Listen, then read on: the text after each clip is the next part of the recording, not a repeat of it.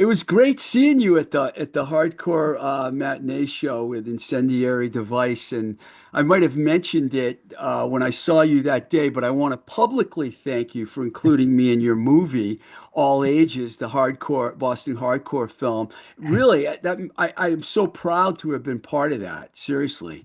Well, it's interesting because you you said a lot of great stuff in the film, and I didn't interview you. Somebody else interviewed you for the film, and when I was editing it, it's interesting when you edit these sort of projects. Yeah. You see the person's nuances and personality, and by the time you're done, like watching something 1,000 times, you really feel like you know the person. And there's been instances where I've like walked up to people and been like, "Hey, what's up?" Like we're best friends, and they're like, "Huh?" But it's because I'm sitting in the edit room. Literally everyone's new. The personality comes through. So it was the same thing with you. Like I didn't interview you for that, but I felt like I know this guy. This is my guy. And yeah, that was a cool film. That was the first. That's the first one I did, and it was like I felt a little bit like I had training wheels on, but it was a good film. XXX All Ages XXX, the Boston hardcore film. It tells the story of the early Boston hardcore scene, which we were both a part of, which was an incredibly important and vibrant time. I'm definitely going to get to that. Okay, Definitely because it's really important to me too. It was Katie, the cleaning lady, and Dwayne, I think, yeah, that did the interview. It that's was right. at Suffolk University. That's right. And and and if we can get to it later, but there's a story right after that how I got involved. We could if you want to wait, or I could Yeah, we tell it could. now. Well, I got a whole. I have to talk about that film because everything that you did when you started kind of led up to Okay. that point. But Yeah. you know what I want to talk about first is about, you grew up in New York and I guess Connecticut too, and Uh-huh. your father was in the film business. Talk about your youth and your teenage years and what was it like having a Sure. father who actually won an Oscar, you know? Sure. Um, I had I guess I had a pretty good childhood. My parents were together until I was 9. And then when they split when I was 9, it was hard for a 9-year-old boy. I'm the oldest, and I was very close with my dad. And when my parents split at 9, it was very traumatic, and my life changed very much. We went from living like in a house in Stamford, Connecticut, to the next morning I woke up and we were in the city, and it Wow. was hard. But my dad has an incredible story, and he's a lot of people out there probably know who he is or have met him. That Arnie Stone has an incredible story. He grew up in an orphanage in the Lower East Side of Manhattan. He came up, on the rough and tumble streets of the Bronx. He was part of this kind of Jewish gang called the Stallions. And it's really right out of like the Wow. Wanderers or the Warriors.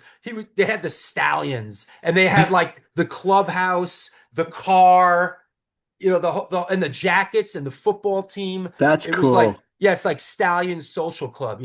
And but my dad was he was a fighter. He was feared, and he ended up going into the army, and he credits that with saving his life. The discipline that he learned there. My dad was a street thug, and he went into the army, and he really, it really, he really got a lot out of it, man. It really saved his life, and he came out of the army with some incredible discipline. And as a young person, he got a job back then when the boxing matches they were shot on film. So after each round, they would download the film and give it to a messenger to run it to the lab. My dad's first job in the film business was running the film to the lab. It's Um, great. yeah, eventually he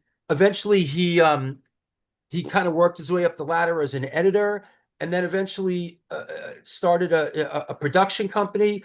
He did a film in 1963 with Mel Brooks called The Critic. You could look it up on eBay. Famous. It's right there. It's famous.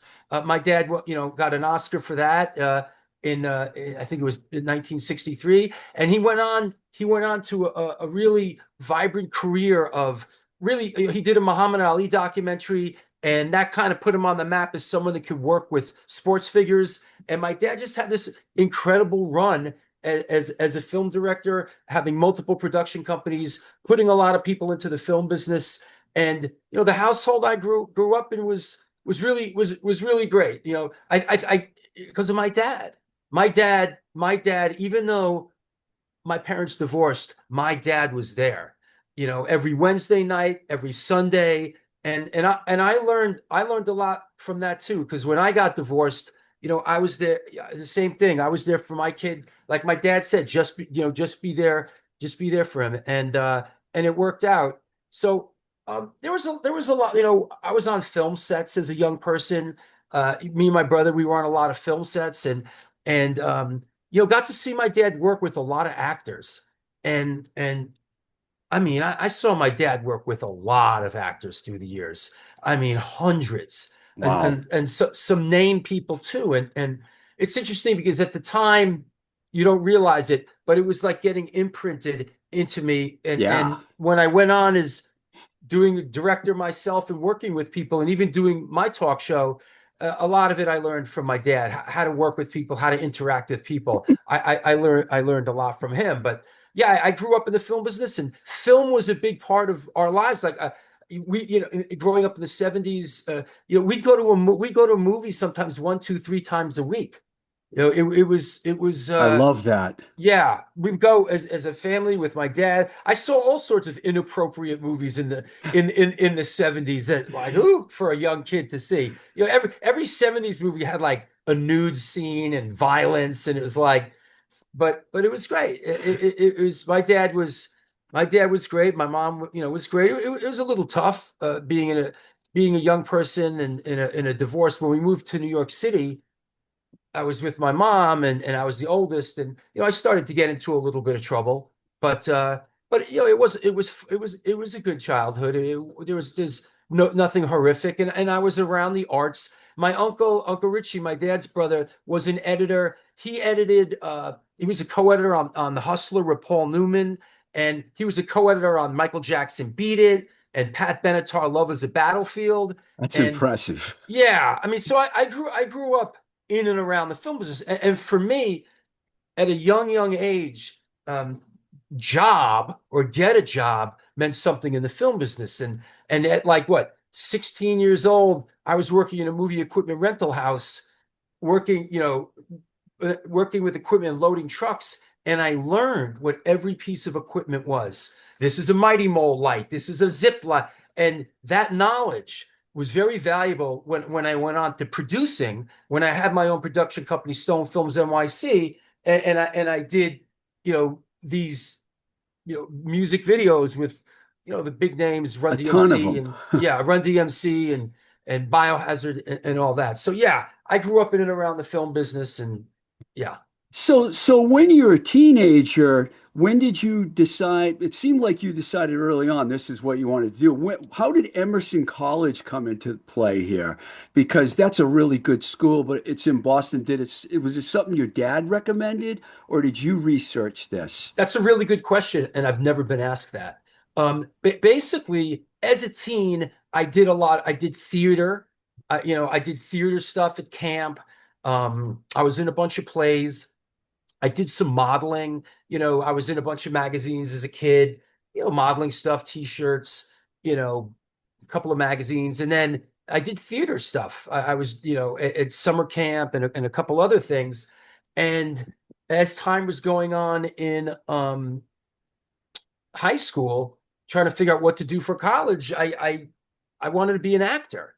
I wanted to study acting, and I'm not sure how Emerson came on the radar. Maybe it was recommended by somebody at the school I was in, or and we went and looked. We went up and looked at Emerson, and it looked pretty great. And I ended up enrolling in Emerson College as a drama as my major, and thinking like, this is gonna be easy. I'm just gonna be cool, like Jack Nicholson and James Dean, and they're gonna love me, and I'm gonna get all the parts, and I'm from New York, and youth.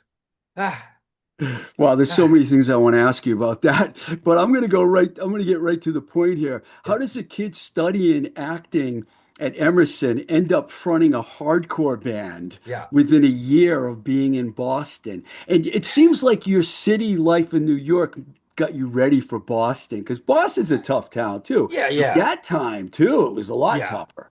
Well, in 1981, I went up and stayed at the Charles Gate dorm in Emerson, and things were pretty loose. I think things in Boston were still pretty grimy in Yeah, 1981, they you were. know, yeah, and but it was a really going up as a freshman and moving into that dorm. It was really fun. And that first, everybody's a freshman. There's a lot of fun, and it's interesting. Some people just fail out right away. They just show up, smoke pot, party, and within one semester they're They're on their way done. back home. And you got to watch out for that, right? I mean, there's people that just yeah, it was tough. So I started. I was at Emerson, and we used to have across the street was a building called the Fens Gate, which where the cafeteria was. Yes, it's the same cafeteria that the Dead Kennedys played a couple months before, Mm, but there was a cafeteria, and we would go down there for lunch, for breakfast, lunch, and dinner. And as a freshman, you kind of click up with people. But at some point, I was down there, and I saw a guy with his head shaved. And I was like, that's interesting. What's that? And I think it was Katie, the cleaning lady, who introduced me to this person. And I start talking to him and I go, hey, like, what's up? Like, what are you into? And he said, I'm into hardcore. And I was like, hardcore? Like, what do you mean? Like Joan Jett or Blondie or the B-52s? That was my reference point. Like, yeah. the kind of like the hardest punk thing that I knew of was like the Ramones maybe or the B-52s. So what do you mean? What do you mean hardcore? And he said, you ever hear Black Flag? And I was like, you mean like the bug spray? Like I was, and I started peppering him with questions, kind of intrigued, like, what is this hardcore thing? Like, and what is it that it would get somebody to sort of alter their appearance so much? So he says, look, why don't you just come with me on Saturday? There's a gig right over here on I think Boylston Street, in a place called the Media Workshop. Why don't you just come with me? So that day comes along, and we go to the show, and it was turns out to be SSD Control's third show they ever played. Wow. And there was like literally there was 20 kids in the room. It was 20 kids in the room, and the band started playing, and the electricity was in the air, and it was all kids my age, which I've never experienced before. It was for us, by us. There's kids my age playing, there's kids my age in the audience, and everybody kind of started dancing. This was the early days of what you might want to end up as slam dancing. And I jumped right in. I jumped right in. It was like, it was fun. It looked like fun. It was fun. And I jumped in. I figured it out early on, and just there wasn't a lot of people there. And after the gig was over, the guitar player Al Baril takes his guitar off, and he approaches me, not in a threatening manner, but like, who are you and what are you doing here? Because early on the scene was so They small knew each and other. and Yeah. so Yeah. incestuous that it's like, who's this guy that showed up out of the blue and is representing? And he just approached me, and I said, how am I? And he was just very like, he befriended me, and that made me feel very welcome, and that got me going. By the way, the person that brought me to the first hardcore show, who was going to Emerson College at the time, was Jack Choke Kelly, who went on to Wow. sing in Slapshot. So Choke was the guy I approached. Like, what is this? Who are you? Choke was the guy I approached, and he brought me to my first hardcore show. You met And then Choke and Al that early on. That's Yeah. incredible. Oh yeah. And like I said, there was a small group of people Do you early remember who on. some of was it like the Boston Crew already? Those guys or People were hanging around. The Boston crew sort of solidified shortly after. But I mean, some of the early faces I remember, Jake Phelps. oh yeah. Jake Phelps was around. Dave Smalley. Um, a lot of those early characters were around, but it wasn't Boston Crew yet because it was still very early. This is just Boston Crew started forming right around this time, and I ended up, I fell into that, and I was a part of that. I'm thanked as part of the crew on the first SSD Kids Will Have Their Say record, and that was our crew. I mean, looking back, it was an interesting time. It was a real level playing field at first, guys and girls, and that changed pretty quick once the dancing got so violent. Yeah. Women just sort of like got pushed to the side.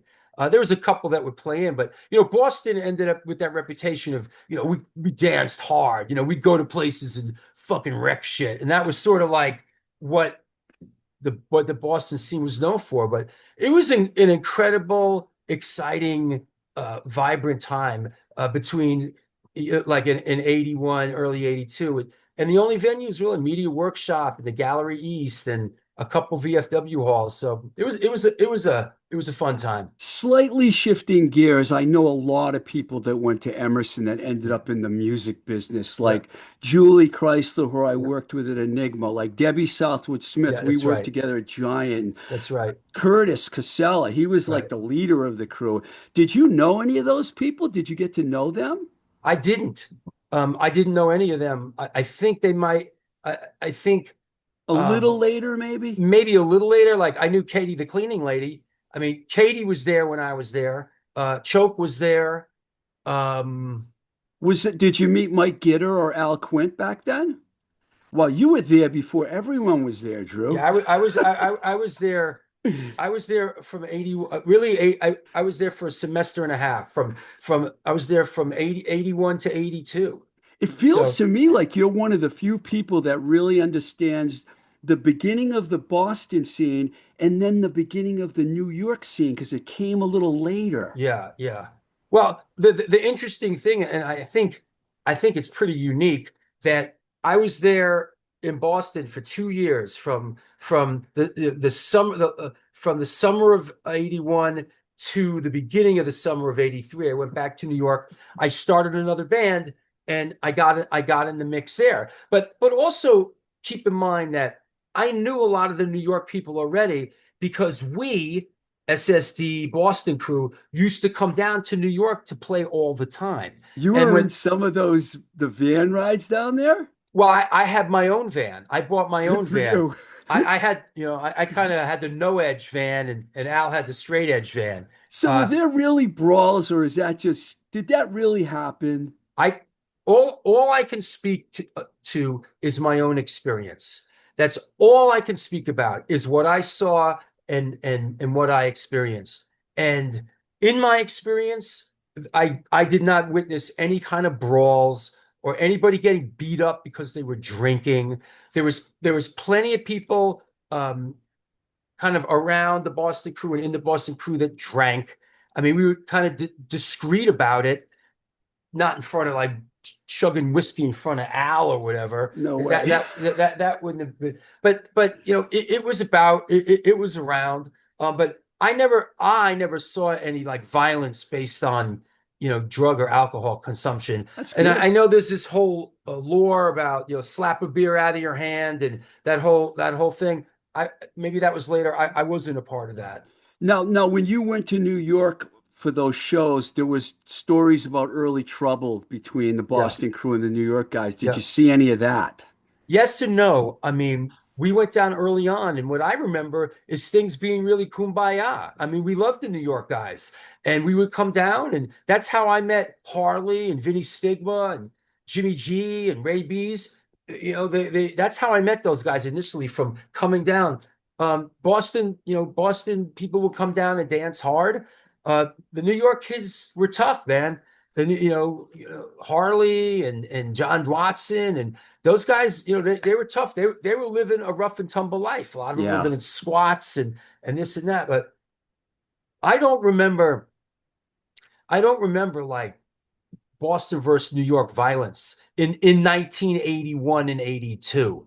I think I kind of know the watershed moment where that really started up. And by that I think it was pretty much there was a Rock Hotel show in 90 in excuse me in 83. Did I say 83? Yeah. Yeah, in 83. And there was a matinee earlier in the day, and there was a big scuffle there, and that was brought over to the Rock Hotel. So at that point, I was back in New York. So my memories of all this is very interesting because my memories of SSD Control SSD are a lot of the early days when and when it was just really fantastic, great memories. I never saw them when they went metal or whatever. I never saw that. So I don't have that in the data bank.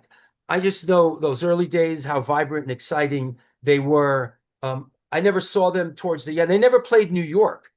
They never played New York once they sort of went, quote unquote, went metal. Yeah, So I you never, you yeah, you may or may remember when you were going through the video of me talking. I was at the Olympic right, Auditorium show, and it yes, was definitely one of the craziest things I've ever seen. To see them come out and do a rock show in front of Suicidal's crowd, I'll yeah, never forget how scared I was. And I wasn't even with them. I was just right, out there working for Enigma at the time, and I yeah. went and I was like, Wow, because I didn't really know them until then. I right, met those guys in '84. I didn't know yeah, them when you knew them. yeah, yeah. Um, there's so many dimensions to your life, so I have to keep this moving, but I don't want to go past Antidote because 35 years of a band. Now, these a lot of the same guys playing with you now that started with you, or has there been a lot of changes? Well, the band we have now is Incendiary Device. But it started as Antidote, right? Yeah, yeah. It came from Antidote. I mean, I was in it when I came back to New York after kind of crapping out at Emerson. I started a band called the High and the Mighty with some buddies from the Bronx. We played A7 all the time. We played CBs. I met the guitar player of Antidote, and we started hanging out. We were good friends. And then they had a falling out with their singer, who sings on the original, on the 7-inch, the iconic 7-inch. And I ended up trying out, and I ended up in Antidote in 1984. At the time, Arthur Googie was playing drums after he was in the Misfits. Nunzio was playing guitar, and Arthur Googie's brother-in-law Brian was playing bass. And I did a couple of years in Antidote, and then we took a break, and then we came back in the early '90s. Um, took a break, and then we got back together in 2008, and it was like a real crowd swell. It was like we kind of reluctantly said we would do this like reunion thing, this A7 reunion. And we did it, and it was nuts. It was packed. People knew all the lyrics, and we were like, holy shit. It was the magic of the internet, basically. And we ended up going on a run and playing some great shows and put a record out on Bridge 9. But eventually, the Antidote thing kind of played out. There was trouble. We had trouble. One of the guys had a problem, and it led to things being really difficult in the band. Drugs and alcohol will just ruin bands, ruin relationships.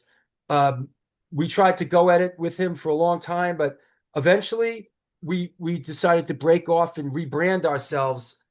First, there was Antidote NYHC. We thought that was the way to go. That ended up being a whole nightmare. And we had a song called Incendiary Device, and we were like, let's call it Incendiary Device. Great And name. yeah, and it was I only wish we did it sooner. I only wish we did it much sooner. But hindsight's 2020.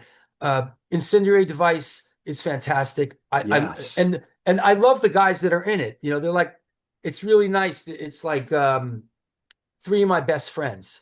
So at this age, to be in a band with guys that you really love and enjoy spending time with is really important. I think, for me. I had heard about the band, but I didn't know what to expect. And I got to tell you, the rhythm section was fantastic. The Yeah, guitar player is really good, it's and great. you're a terrific front person. So you blew us away for Thank you. sure. I knew some of the guys there had already seen you, but I hadn't, and Well, I was like really impressed by that for and sure. so I'm really happy now. I'm in a band that I love, and it's also musically. It's all stuff that we wrote and that was written sort of in my range to sing.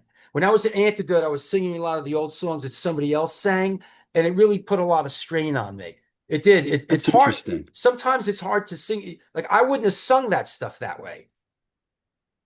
So now I'm singing something, I'm sort of aping something that is iconic from that 7-inch, doing all those songs, and it put a strain on me. And I feel like with Incendiary Device, the songs are written, for me, and I've changed them accordingly to make them even more comfortable for me. So I like doing Incendiary Do, Device. does it, do you do the lyrics and those guys create the music? I s- some of them.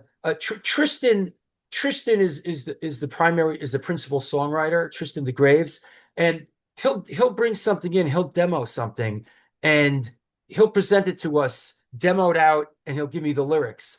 And a lot of times it's like, okay, I understand what this is about. I understand what this is about.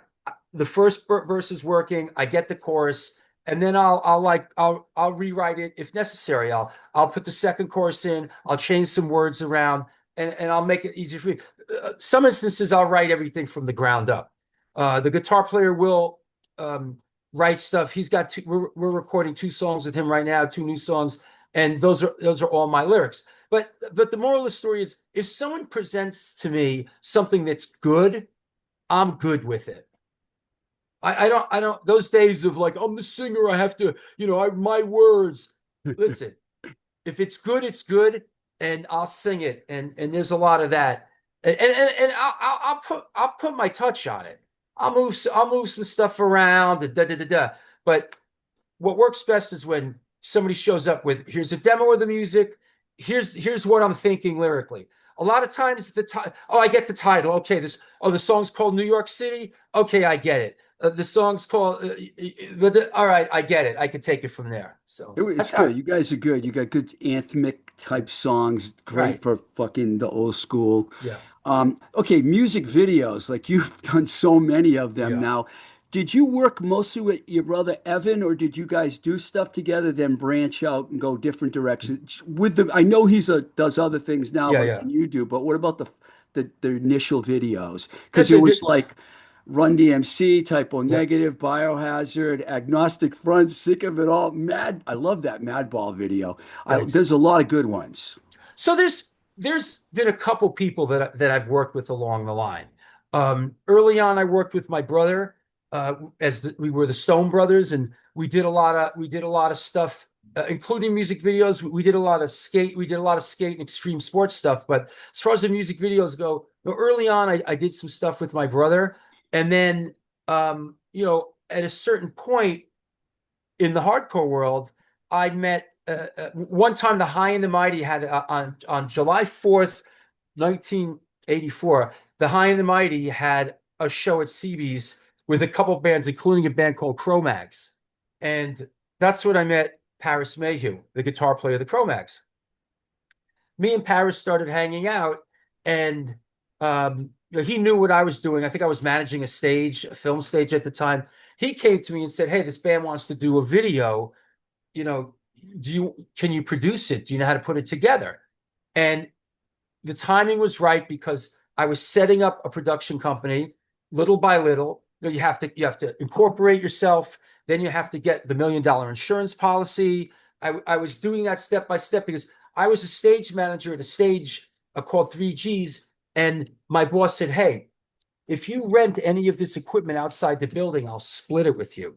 So my brother would come to town with these little jobs, and I throw a bunch of movie equipment in the van, and I do like these outsourcing little music videos, and I was getting a couple bucks from that, half of it the rental from my boss, and I squirreled that money away, and with that money I got a lawyer and I incorporated, and then I squirreled some more money away, and it was one of those times in life, just as Paris Mayhew said, "Hey, I have this band, they want to do a video.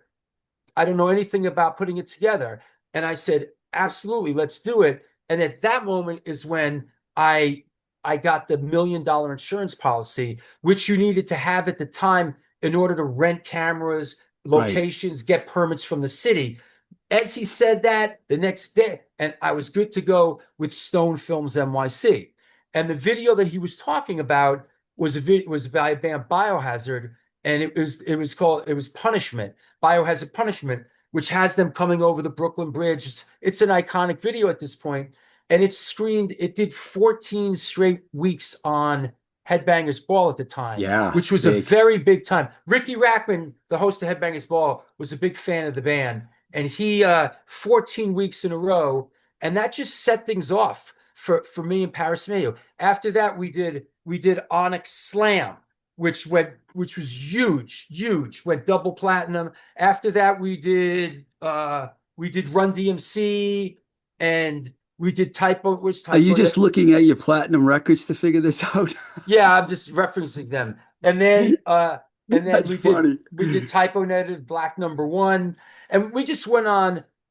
Paris and I went on this great run, King's X, another Onyx video, all kind, and then there's a whole slew of stuff that never really went over the top, like The Youngsters with Fat Joe and Adolf the Assassin, and that kind of stuff. And then eventually, me and Paris, it wound down and we split, and I continued to direct on my own. And I directed Agnostic Front, Gotta Go, Sick of It All, Road Less Traveled, the two Madball videos, Down by Law and Pride, so on and so forth. Fury of Five, and those are sort of like the evolution of the music video career. Like first I was doing stuff with my brother, then Paris Mayhew I was doing, and then I went out on my own.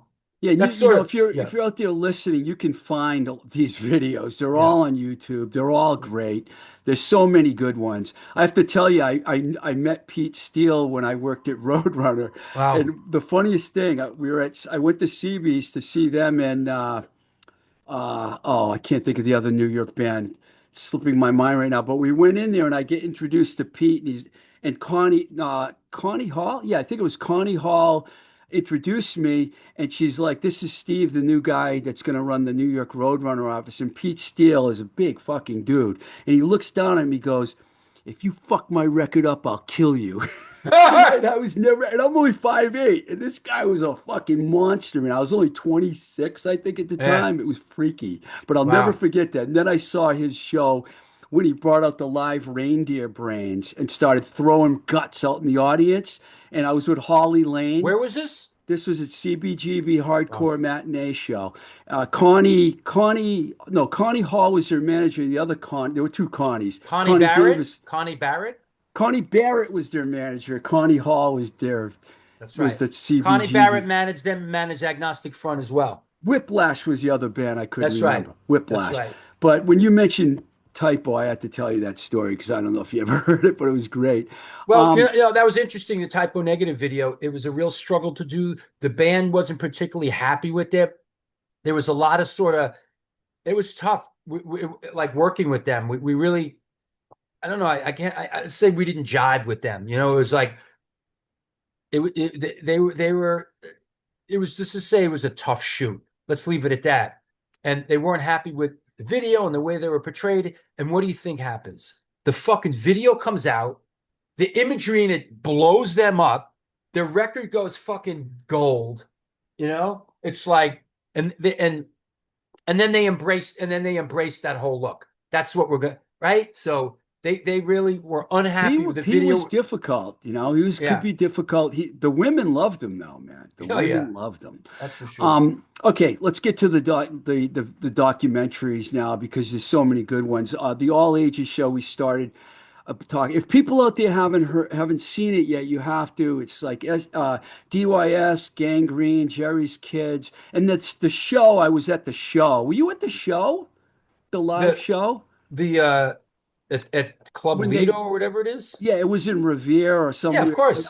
Yeah, Yeah, of course. I should have met you that day. I don't know why I didn't, Yeah, but that was it's really, my idea. yeah, it was one of the greatest shows. And Yeah, seeing all those guys yeah, again and everything, because I became real good friends with Gangrene and Dave Smalley and I were hanging out in LA and, the Jerry's Kids guys. But that day was just phenomenal and it helped yeah. with the whole film and everything.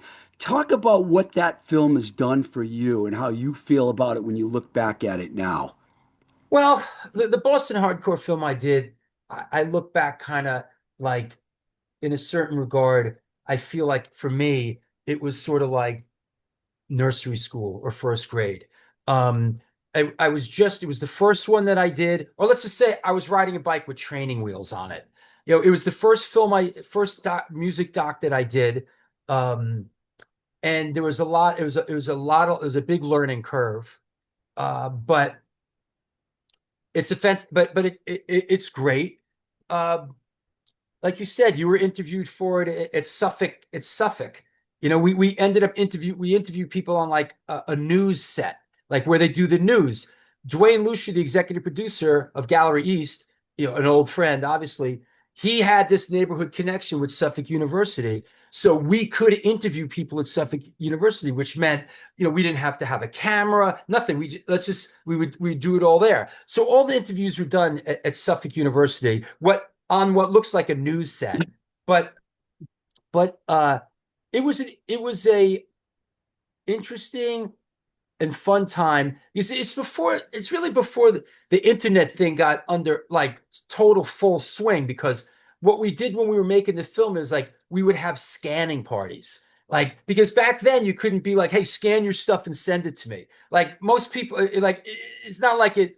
This was what, 2000 and 12, 2000. 11, something like No, that. at least probably 10, I think. Yeah, something like Yeah. that. So we would have scanning parties and invite people, and people would show up with their flyers and photos, and we would scan them right there. And we got some incredible, incredible stuff from people like that would never have been seen. And at least now that they're out in the world, beyond the film, those photos are fantastic. So that experience of doing a film like that and seeing people that I haven't seen in such a long time and having them kind of give back some of my memories, like a couple of people like, remember the time, was it Andy Strahan, who was in DYS, who is he a Sikh? I think he's a I Sikh now. believe so. Yeah. Yeah. He says to me, he goes, man, I'll never forget the time after SSD played uh, uh Irving Plaza. We were caravanning back, and we stopped in Manhattan somewhere, and you banged on Al's van, and you're like, come on, you guys, you got to see this. And I dragged him with me into this bodega, and in the back there was a fake wall, and you go around it, and you put money through the slot and you buy pot. He's like, he's like, he's like, I went and got them because I knew it would blow their minds. Like, come on, you straight edge guys, you got to check this out. Wow. And he reminded me of that, which was funny. But that film was great. It got me going. It got me a little off the starting line. And of course, there was a bunch of screenings for it. It premiered at the Boston International Film Festival. What was the premiere of it? And that ties in with the next film. If that's the next question, I could tie it into the next film because it happened right there. Um, And I but will go to that next film, but I yeah, just want to say the brilliance of for me, the all ages Boston hardcore film was the number of people that were in it. yeah, Because you got so many different yeah, stories, you know? yeah, And that was beautiful. Because the day I was there, like Al Quint and all these other people were yeah, there, and it was one person after another getting yeah. interviewed. It was extraordinary. We really tried to tell the story from 1981 to 80 to 84, and that's it. Some people, got perturbed that it didn't go past that, or why is it my band in it? I'll tell you just a quick story about how that film started. That film started with an idea that Katie the Cleaning Lady had on MySpace. Remember MySpace? Yes, Yeah, so she started this Boston oral Boston I hardcore remember history thing. that. Yeah, where people were supposed to sort of dictate their stories and send it in. So that didn't really take off. And she connected with Dwayne, and Dwayne connected with Suffolk University to do interviews. So they started doing interviews there, and one of the interviews was me. I came up from New York, and they interviewed me. And after they interviewed me, I said, well, what are you guys doing? Like, what is this? What are you guys doing with this? And they really didn't know. They didn't really Wow. they didn't have, they were just like documenting it for history's sake. So there was a kid that was sitting there in the control room trying to edit, and the like what we just shot, trying to put it together. And he was kind of struggling. And I kept saying, do this, do that, just because I know that edit system. I mean, I know that edit system. At the time, it was not Adobe. It was it'll come to me. And Final Cut. It was Final Cut. So eventually he said, "Listen, you know what you're doing. Why don't you do it? Not no animosity there, but hey, why don't you sit down and give it a crack? Let me watch you work." The kid, he's a kid, he's a college kid. I sat down and I just started, I started cut there, zoo, baba. And within a half hour, I had this great like promo or whatever. And Dwayne and Katie were blown away. They were like, holy shit, you got to be a part of this film. I said, listen, I have an idea. This is what I propose. I should be the director. You, Dwayne, should be the executive producer. You, Katie, should be the producer, and we should do a film about Boston hardcore from 1981 to 1984. That's incredible. And that's how that started. It was like, and then after that, I had to start conceptualizing what's this film about? What's the arc? And that's why it's kind of cut up in chapters. I wrote out the arc, and that's how that film came to be. Love it, man. Yeah. Now, are we going to Michael Alago now? Yeah, that's what happens next. And so what Who the happened fuck is that guy? so what happened next was when the Boston film premiered at the Boston International Film Festival, a couple people came in, and there was a couple of surprises. And one person that showed up out of the blue, unsolicited, was Michael Alago. And he Wow. he had like, some guy in tow. And I know Alago from a couple things, but mostly from when I was doing band management. I managed a band called Sub-Zero, and since I'm close with the guys in the Misfits, I called Jerry only, and said, "Hey, I'm managing this band. I know you're going to Europe. Listen, we'd love to come. We'd love to come, and we could, our label will support us." And he made it happen. So Sub-Zero went on this whole European tour. The first European tour the Misfits ever did, Sub-Zero was opening. Well, at a That's certain wild. point of that tour, Michael Alago shows up because he had signed the Misfits to Geffen. This was sort of coming off their Geffen signing. The Misfits record, the first with Michael Graves, American Psycho, came out a month or two before. On the road in Europe, I'm out there with Sub-Zero. It's an adventure every night. Alago shows up, and he's out on the road with us for a while. And I start to get to know Alago. Alago's hanging out with the band I manage, and and Alago was, kind of wild then. He was still drinking. The guys in my band were drinking. They were brawling. There was fights. It was, out on the road doing hardcore when you're a young person. It was fun. So I get to know Alago a little bit, and he shows up at the Boston Hardcore screening, and I was really touched. I was really touched. That it really meant a lot. And we do the screening and blah blah blah blah, and then I don't know, maybe a month or two or three later, I'm kind of thinking, well, where do I go next? Like I'm enjoying some accolades from this film. People love it. I'm on the map now. What can I do next? Thinking like, what do I do next? So I went to a Cro-Mag show here in New York, and backstage was Michael Alago. And I'm talking to Alago. I was with a gal that I was dating at the time, and we just hung, backstage. And afterwards, we left, and I said to her, that guy's got an incredible story, and that's just that guy. That guy has a story. I got to reach out to him. So I reached out to Alago, and I reached out to Alago and said, "Hey, I'd like to get together and talk to you about something." And he's like, "Okay," sort of like, That was good. "Yeah, okay." And it's like, so I go to Alago's house, and I walk the gauntlet of penises. It's like, who's that? Who's that famous photographer, Mapplethorpe, Yeah. right? So I'm walking down the hallway, the gauntlet of Robert Maple, of like Yeah. homoerotic photos. And I know he was sort of like, well, what's this about? Is this like a sex thing? Like, what is this? So I sit down with Alago. And this is the story that I like to tell. This is my story of this. Alago's story is probably way different, but this is the way I like to remember it, right? So I sit down with him and I just go, hey man, I'd like to make, I think your story is incredible, and I'd like to make a film about your life. And he was kind of blown away, not sure, what to think. And he says to me, first I'm talking to him, I'm sort of into grilling him, just like before I drop that, I want to get, where'd you go? Da, music and this and that. And at a certain point, he says to me, I just love music. I just love music. And it was like that scene in Apocalypse Now with Dennis Hopper, when he says, and he meant it.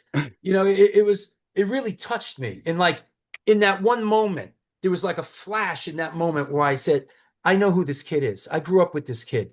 I went to public school in New York City with this guy. Like I know who this person is. Like I can do this. I'm going to do this, and this is going to be great. And like it was like it was all in a flash. Like And it is. I get this guy. I know who this kid is. I grew up in New York City with this kid, and I know this story, and I want to tell the story. So that was the beginning of it, and it got crowdfunded, and a lot of people who he worked with got involved with making the film happen, like Rob Zombie and Cyndi Lauper and Jesse Malin. Like, when it was, Metallica. well, I'm talking about financially. Oh, oh, okay.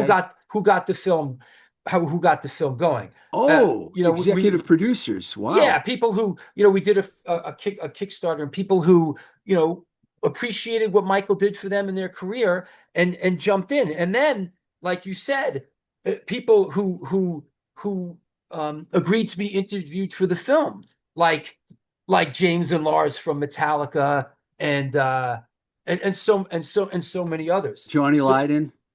well, that was a big one, man.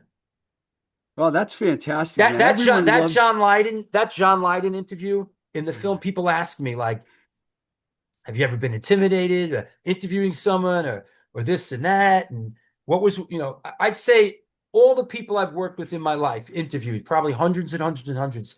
John Lydon is in the top five, three. I mean, it was.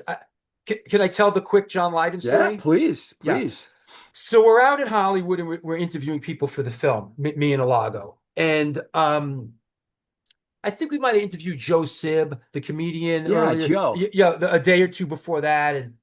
But so it's coming time to interview John Lydon, who's out. He lives out in Malibu, right? So I say to Alago, yo, call Lydon, ask him if he needs anything, right? Ask him if he needs anything. It's going down. He calls Johnny, and he says, Lydon says, yeah, I want a quart, a bottle of tequila, this certain brand, a carton of Marlboros, and there was something else like hot sauce or something weird. So we show up the morning. We show up the morning of. I have a case of Corona. He wanted a case of Corona, and we got the bottle of thing. And he opens up the door and he goes, "Oh," he goes, "Wow, you did it. I was only kidding." But we all know that he wasn't kidding, and that paying attention to those details is everything to him. And if we didn't show up with that stuff, it would have been a scene. But walking in with that stuff, here's and it's not like he tore it open and drank it either. I think he might have been drinking a Corona when I interviewed him. But it was one of those things where if we didn't show it's like the brown M&Ms, right? Yeah. It is. It's like Van Halen with the brown M&Ms. Like it's on their rider, no brown M&Ms. If they show up backstage and there's brown M&Ms, it means that someone doesn't give a shit. Someone's not paying attention, and things can go bad. So Lydon was an incredible interview.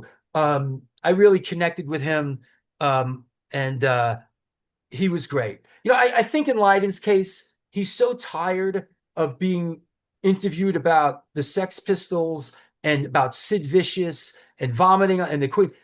I approached it from a different angle, and this is in my interviews. My style is I always try to approach things from a different angle. My angle was, hey, yo, I'm a New York dude. Yo, I remember when you lived next door to the Kamikaze Club because my girlfriend at the time, her father was a co-owner. And how'd you end up over there? So right away we started talking New York City. Don't worry, fuck all that. Me and him got into it for 20 minutes about New York City back then, and we created this connection, and then we sort of eased our way. I mean, eased our way to sort of Alago. He loves Alago, so that's and he was so great. He was so great, man. I mean, Thanks for that's sort sharing of that. sort of Yeah, my directorial style is when I'm interviewing somebody is to create a back and forth interaction. It's like whether the camera's running or not, let's have a talk, you and me. Let's just go back and like a forth. And comfort zone type of thing. yo, let's just how is the weather? How and with the Yeah, and not like okay, camera's rolling. First question.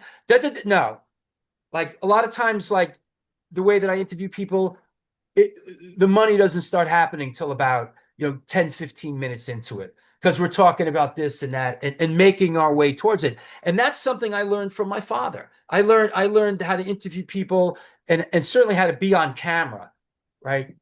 From my father. So I'm yeah, learning from you right now how yeah, to do interviews. Thank you, yeah, because you're really good being interviewed. I've only seen you do the interviews, right. and of course, I want to talk about New York Hardcore Chronicles live, You, but you, you know, I got to say that certain people, Rob Zombie, James Hetfield, what's her name? Candy, what's her name? Warhol's gal that we interviewed. she Vanilla, was on Vanilla my. Cherry, She's Vanilla been on my podcast. I love her. Cherry Vanilla. Sherry Vanilla's been on. Yeah, she's great. I learned something from these people. These people are next level pros. When you like ask them, like Hetfield's will sit down, or Lars actually will go, okay, what is this? Alago? Okay. And he will just go on a 20-minute monologue answering every single, you don't even have to add, he'll just do 20 minutes on Michael Alago with a period and a pause in between all the points. I mean, I've only seen that a couple times. Lars, Hetfield, Cherry Vanilla, a couple people. And then they're done with, and you're just like, all right, wow. You ask one or two questions. They're that good. I love when you're like that. I Yeah. love this. I don't want to do a lot of Yeah. talking. I want to hear what you have to say. Now, you've interviewed tons of people on New York Yeah. Hardcore Chronicles Live, Yeah. like a long list. And you Yeah. Yeah. told me, and I saw your ad, so I can say it. Bill Ward is coming on your Yeah. show, Yeah. and that's just Yeah. Yeah. fantastic. So, what gave you the encouragement to do that? Is it like you felt like was that an impetus for another film? Like I know you did the Hardcore Chronicles thing. Uh, Well, to set the table a little yeah, bit, please. after the Boston Hardcore film and during the Ilago film, because the Ilago film was taking a very long time.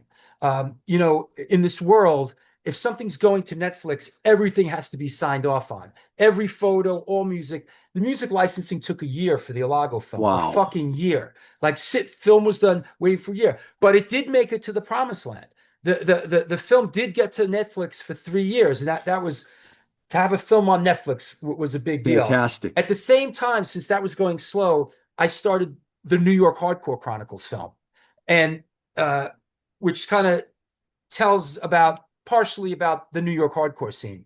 And just as fate would have it, this was a big thing in my career. The Ilago film and the New York Hardcore Chronicles film were released within 2 weeks of each other. Whoa. Now it's one thing to go through the cycle, as you go through to make a film. It takes years. I managed to go through the cycle, kind of juggling both films. They both came out at the same time. I was out in Hollywood for film premieres for both films, going from one theater to the other theater. Both films were very successful, and like that combination. I mean, listen, we work hard. We try to move a step forward, right, or a half step.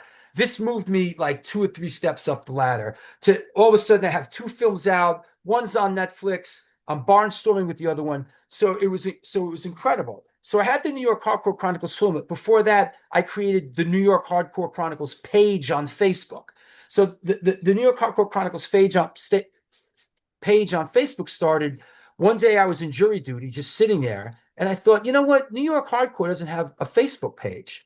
So I'm going to start a New York Hardcore Facebook page. I'm going to call it the New York Hardcore Chronicles. I made it live in the bullpen. I got called in for a case that it didn't work out. They let me go. But when I opened it back up, the New York Hardcore Chronicles page had like, I don't know, like 100 or so people already. So it just blew up. I mean, to date, the page has 105,000 people on it.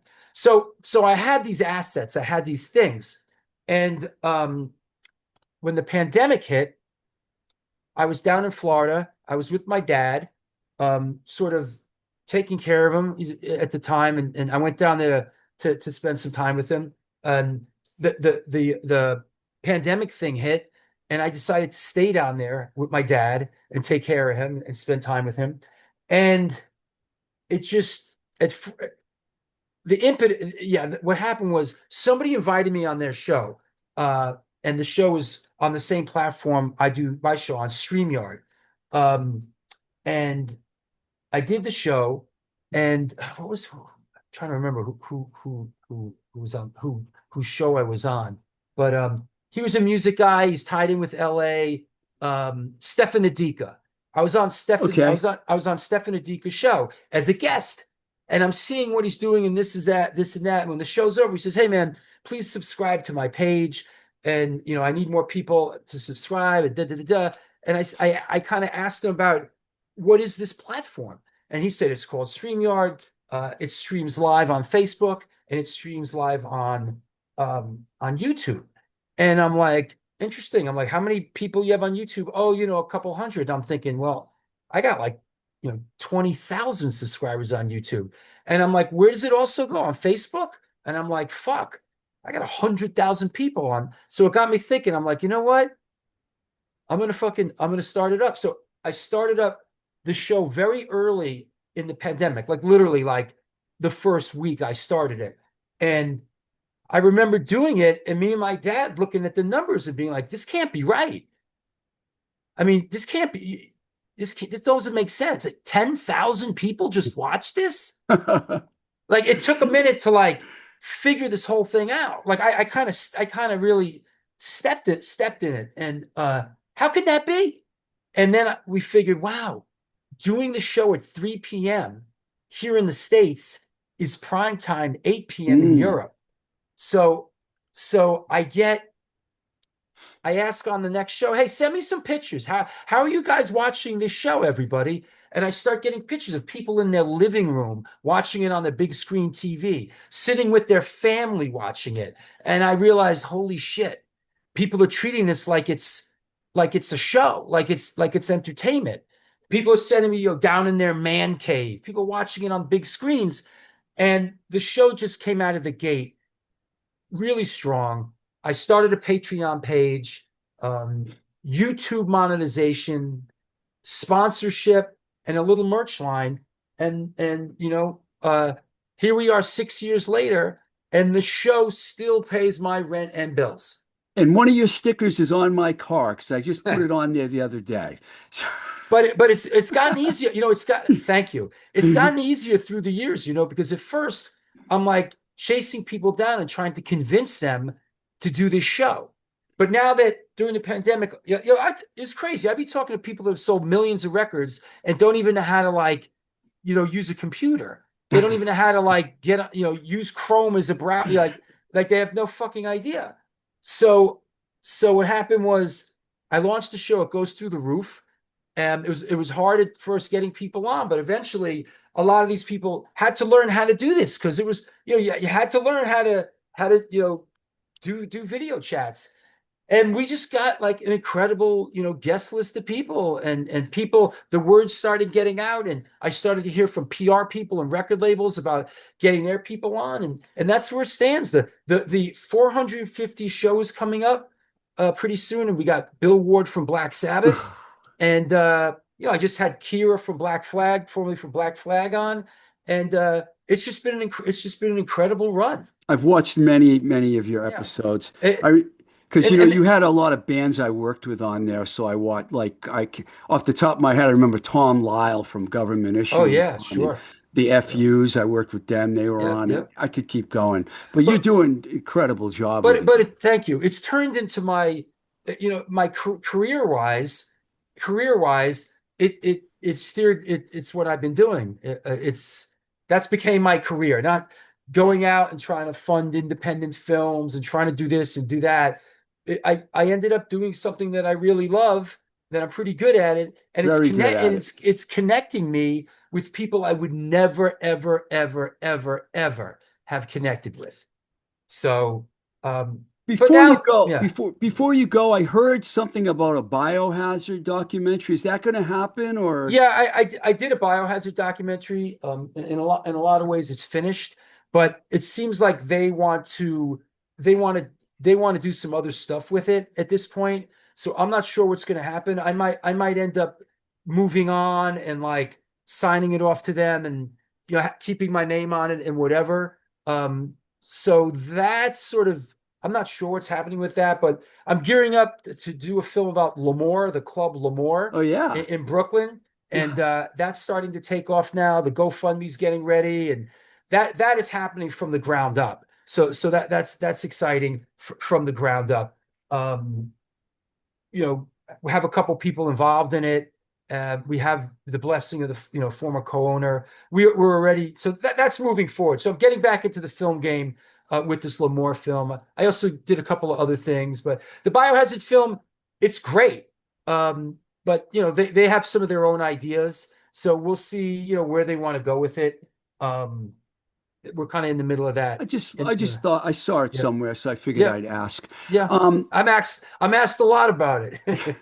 Thank you so much, man, for taking the Oh, time to are do we this. done? That's it? Whitey, is there something I I thought we missed? were just getting started. No, I know you're not feeling that great, so I want you to I'm like, fine. I'm fine sitting here right now. I am. but I'm in a good position. I'm fine. but if there's something else that is on the that I missed, because I'm sure I have missed something because you've done so much. I mean, but I think you have a perfect double life kind of going on. You got the band, you got Yeah. your film career, you got the show. I mean, you got it all going. I'm envious in a lot of ways, you know. Well, you have a great show as well. Let's think. What about how about you? How did you come up? How was your Oh man, we'll ruin the whole show if I tell you my whole story because I can't shut up sometimes Did when you you. ever play an instrument? Yeah, I played guitar, but I never was really good. I don't think my hands. I don't know. I just couldn't really get it. I Yeah. mean, I could play, but not good enough to like. Oh, another thing that we do these free 16 plus Sunday matinees down on the Bowery. We've been doing them for a while now. They're right next to the old Great Gildersleeves. At the Bowery Palace. And before that, we were over at the A7, which is now Niagara. We've been doing these free all ages Oh, I Sunday love it. Love matinees it. for years now, and that's another sort of part of what I do. We put on those shows. I have the band. I do the talk show. I make films. So that's that. But all right. Well, thank you for having me. You're doing a lot of great things, and I'm we running. love I'm you. running at it, We brother. love you for it, man. We love Thank you you. for it. Thank you. Thanks, man. Thanks for having me. And I want to thank everybody out there that has supported me and what I do. Thank you so much.